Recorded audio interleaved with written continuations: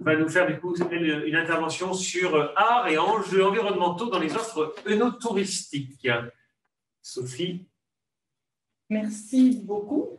Donc tout d'abord, bonjour à ceux que je ne vois pas mais qui nous rejoignent. Donc bonjour à tous ceux qui sont en visio. Merci beaucoup Ronan et Alisa de m'avoir convié à cette réflexion qui est tout à fait intéressante. Donc je vais prendre la suite de mes deux collègues avec un éclairage qui est beaucoup plus œnotourisme puisque je suis moi-même géographe. J'enseigne à la Sorbonne, à l'UFR de géographie dans un master alimentation culture alimentaire où je fais des cours sur l'œnotourisme. Effectivement.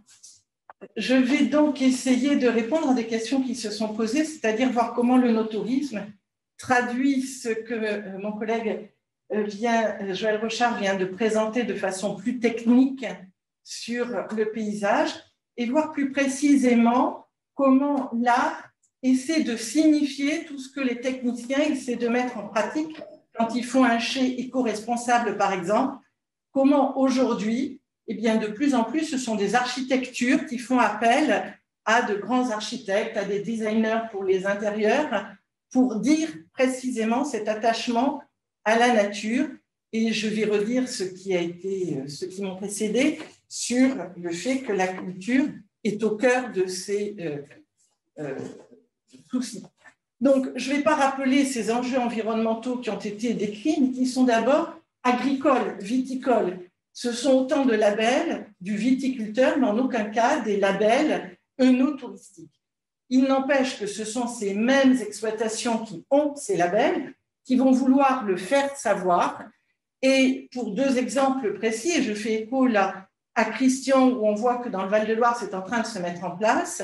En Bourgogne comme en Bordelais, vous voyez que les caves qui ont un des labels environnementaux, eh bien, l'attestent par ces deux pictogrammes différents pour chacun des vignobles, mais qui, à travers cette feuille, veut bien signifier qu'on s'intéresse effectivement à la nature et à la plante elle-même.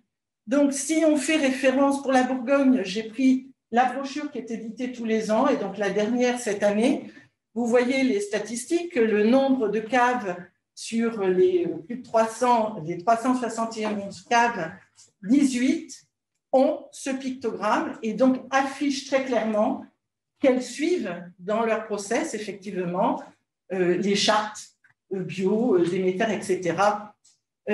En Bordelais, plus encore, alors là, c'est sur le site de l'Office du tourisme où on a une brochure en ligne et après avoir présenté toutes les possibilités de visite avec des prises en charge par des groupes, il y a les caves qui sont ouvertes individuellement, que l'on peut visiter seul. Et parmi ces caves, donc vous voyez un plus petit référentiel, 150, mais sur ces 150, il y en a près de la moitié qui ont le pictogramme, effectivement, comme quoi ils sont bien dans une démarche de développement durable. Alors, si je m'attarde un tout petit peu plus sur Bordeaux, puisqu'il semble qu'il y ait une véritable démarche en ce sens, eh bien, Bordeaux fait partie également, et le vignoble qui fait partie des capitales des grands vignobles, et à ce titre délivre chaque année un prix qui est un best-of, le Best-of Wine Tourisme. Il est tout à fait important de voir que si ce best-of est délivré depuis 2004, ce n'est qu'un peu plus tardivement, à partir de 2008, qu'une catégorie supplémentaire est venue s'inscrire pour précisément mettre en avant cette valorisation œnotouristique des pratiques environnementales, donc qui est clairement définie et individualisée par rapport au jardin, par rapport à la restauration, par rapport à l'innovation dans l'accueil, enfin à différents critères très spécifiques.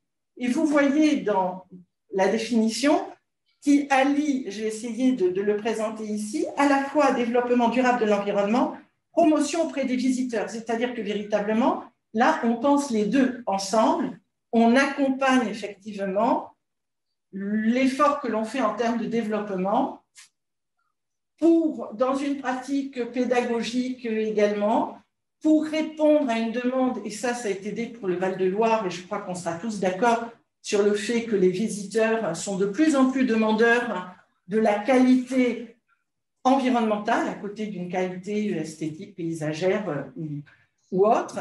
Donc, on voit très clairement qu'on allie les deux, l'expérience œnotouristique, à cette démarche. Plus récemment encore, 2019, alors là, il y a eu après le Covid, donc il y a eu des prix décernés en 2019, pas en 2020, mais actuellement en 2021. Eh bien, vous avez ici de nouveaux trophées, les trophées Bordeaux Vignoble Engagé, qui dit encore peut-être plus clairement en tant que tel qu'on a une attention, vous voyez, sur ces différents points qui sont plus explicites et qui montrent bien le respect non seulement de l'exploitation, mais l'exploitation dans son environnement plus global. Et on a vu combien il faut penser, non pas ponctuellement, mais c'est un écosystème plus large dans lequel on s'intègre et qui intègre également la dimension sociale et des conditions de travail. C'est exactement ce que l'on retrouve dans d'autres types de labels. À titre, et pour revenir dans le Val-de-Loire, et à titre individuel, voilà comment ça peut s'afficher, alors sans qu'il y ait le pictogramme là encore bien défini pour le Val-de-Loire. Donc dans ce domaine, vous voyez très bien leur prospectus, où on a à la fois la part vignoble, la fois la part chai, et comment on montre au milieu effectivement un intérêt tout particulier avec l'obtention du label qui est celui de l'exploitation, là encore, qui n'est pas un label œnotouristique, mais qui s'accompagne, et c'est là où je vais essayer de répondre à ce qui était dit précédemment sur ces constructions, effectivement, où lorsqu'on est largement engagé dans cette démarche environnementale, on le donne à voir.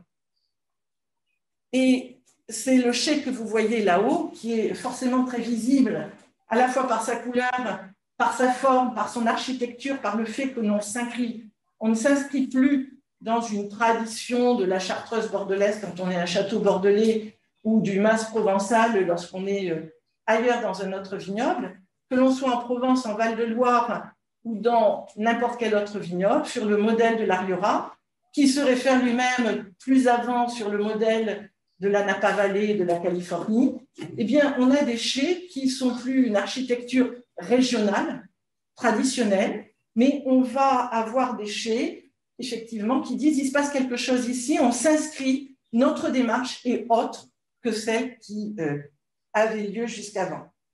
Donc, c'est en ayant essayé de vous mettre dans ce contexte que je vais répondre un petit peu plus en disant bien que ces nouvelles offres œnotouristiques, c'est peut-être le désir d'un grand bol d'air avec un meilleur respect des normes environnementales, accompagné d'un grand bol de culture. Et je te rejoins tout à fait, Joël, en disant que la culture est au cœur de toute cette dimension vitivinicole aujourd'hui, absolument indissociable.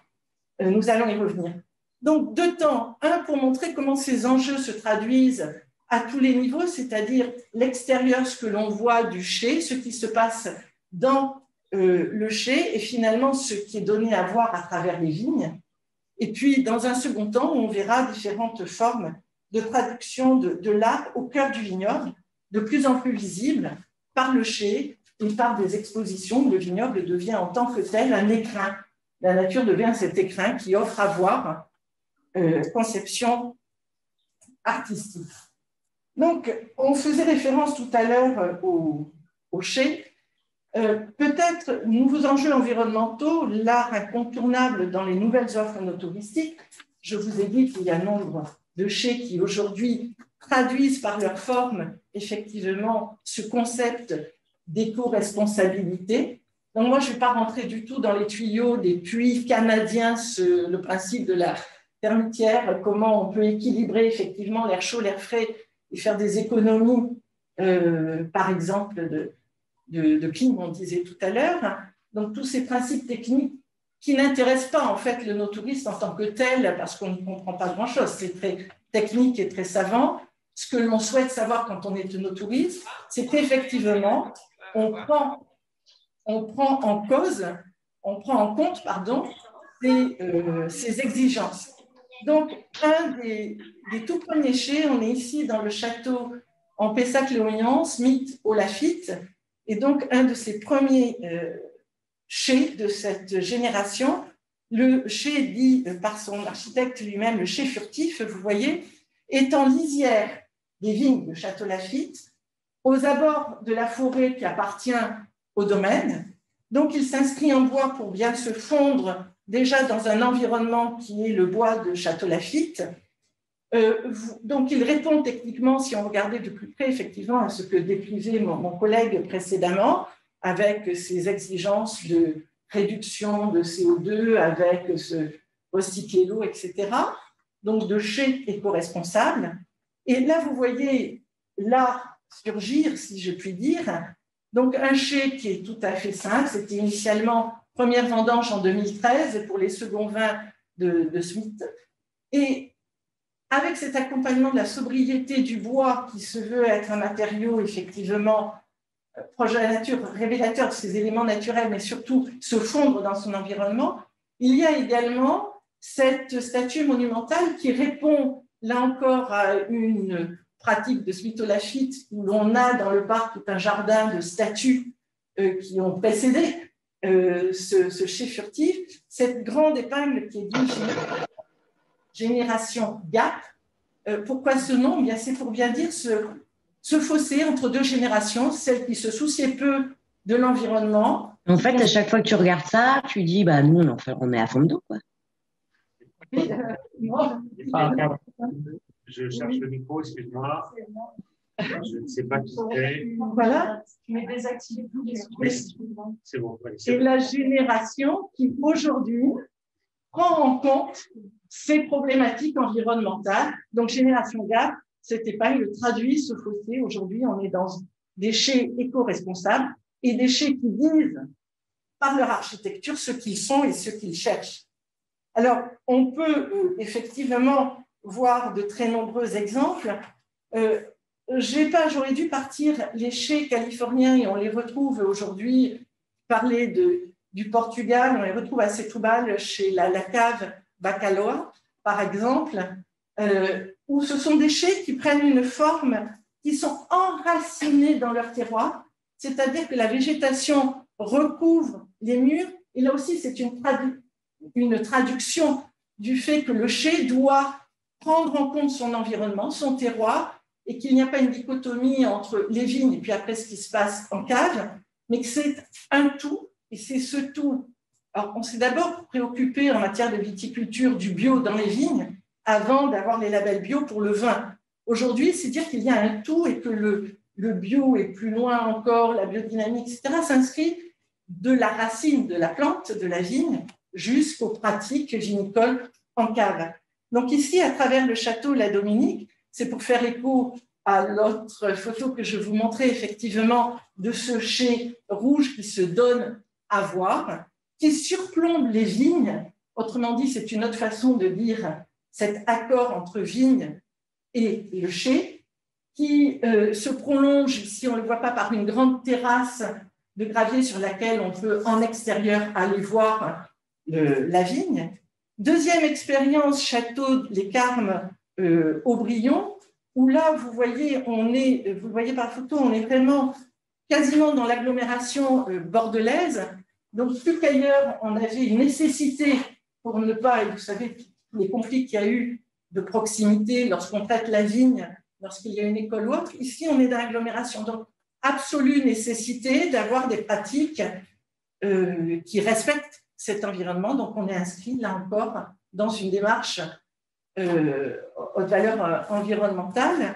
Et ce chai, qui est certains ont dit, cette lame de rasoir, vous voyez sur le Pug, cette petite rivière dans laquelle il s'inscrit, il est construit, et qui dit bien cette alliance avec les éléments. En se mettant dans l'eau, on est véritablement dans un des éléments de la nature. Donc, chacun traduit, vous voyez, une proximité à des éléments environnementaux pour dire le respect de ces domaines qui sont dans des démarches biodynamiques. Pour changer de région et passer en Languedoc, vous voyez plus loin encore ce château Castigno, qui est lui aussi très engagé en biodynamie, qui, vu du ciel, a construit un chai qui a littéralement la forme d'une bouteille couchée, où vous voyez que là aussi, il est recouvert de liège, donc on reprend la symbolique du liège du bouchon, mais d'un élément naturel. toujours ce promontoire, il se termine par une grande baie vitrée pour voir l'extérieur. On est dedans, on est dehors en même temps, et le tout dans une unité. On est au cœur de son terroir, on prend véritablement racine dans le terroir pour dire que l'enjeu, il est d'abord dans la culture de la vigne. On nous l'a redit hier, faire un bon vin, c'est d'abord produire un bon raisin. Donc là, on montre cette alliance. Même chose, alors, je vous ai mis les dates pour vous montrer que c'est somme toute un phénomène très récent. Généralement, on dit que le no-tourisme commence à se développer au début du XXIe siècle. Là, on est dans la seconde décennie du XXe siècle, où depuis 2012-2013, on a véritablement, c'est-à-dire moins de 10 ans, amorcé cette recherche. Donc ici, le château Chambert, là encore, se veut au cœur de cette démarche en biodynamie. On visite, entre autres, aujourd'hui une exposition des fameuses tisanes qui sont utilisées en biodynamie. Donc, il y a vraiment un aspect très pédagogique. Montrer à voir de l'extérieur aux visiteurs qu'on est dans un lieu soucieux des pratiques environnementales et par ailleurs, l'éduquer, expliquer ce que sont ces constructions, quelles sont ces exigences et quelles sont les pratiques de la vigne. Alors, je vais passer plus rapidement à l'intérieur, on l'a vu hier également. Comment cela se traduit? Eh bien, on retourne aux sources, là, ce n'est pas la modernité. On retourne chez les Romains, chez les dolias qui pouvaient avoir 2 mètres de haut déjà. On reprend ces types d'amphores avec des recherches plus ou moins grandes, des formes. Là, il y a vraiment une grande recherche et on nous a bien dit hier que les viticulteurs que nous avons vus ont cherché la forme qui leur convenait. Donc, chacun, et ce n'est pas propre à la France, vous avez ça en Argentine tout pareillement, au Chili, enfin dans d'autres vignobles du Nouveau Monde, cette idée de revenir aux sources et de revenir à la terre, le matériau de ces amphores. Et voir dans la pratique œnotouristique que, ici, le Clos du Jour à Cahors, c'est 7 hectares, c'est tout petit, donc ça ne concerne pas que les grands comme les chais que je vous ai montrés précédemment, qui sont de grandes propriétés, mais les plus modestes, des vignobles qui ne sont pas ceux de plus grande notoriété, le Bordeaux-Bourgogne que je citais précédemment, Cahors, Jurançon, et que, en même temps qu'il y a cette démarche technique, si je puis dire, il y a une démarche artistique, vous voyez, à travers d'abord les formes, c'est très beau à voir, mais on peut les peindre et attirer doublement des touristes, à la fois pour la pratique, et là encore, parce que ça peut être une exposition tout à fait originale à l'intérieur du chai. Dernier point pour faire le lien avec cette nature extérieure, ce sont les chemins. Alors, désolé pour ceux qui nous suivent en visio, nous l'avons pratiqué, donc je n'ai pas besoin d'insister hier. Nous avons fait l'un de ces 2 chemins que j'ai cités ici, le second, mais à travers ces 3 exemples, je montrais comment la proposition œnotouristique est bien de valoriser les démarches environnementales de la propriété, mais ici, ce chemin de Montagnac en Languedoc, on est près de l'étang de Thau, c'est à travers 14 statues, une douzaine de sculpteurs de l'Hérault, donc régionaux. On a là aussi cette notion circuit court, local. Donc même les artistes sont, si possible, plutôt des artistes du coin. Là, on ne fait pas systématiquement appel à des artistes de grande notoriété comme pour l'épingle de la génération Gap, par exemple.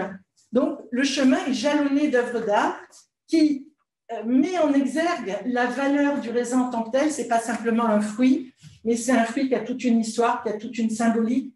Donc, c'est dire le travail de la vigne et du vin, et on retrouve dans cette définition du terroir des réminiscences qui sont celles du monde judéo-chrétien et plus avant de ce lien avec les dieux de l'Antiquité.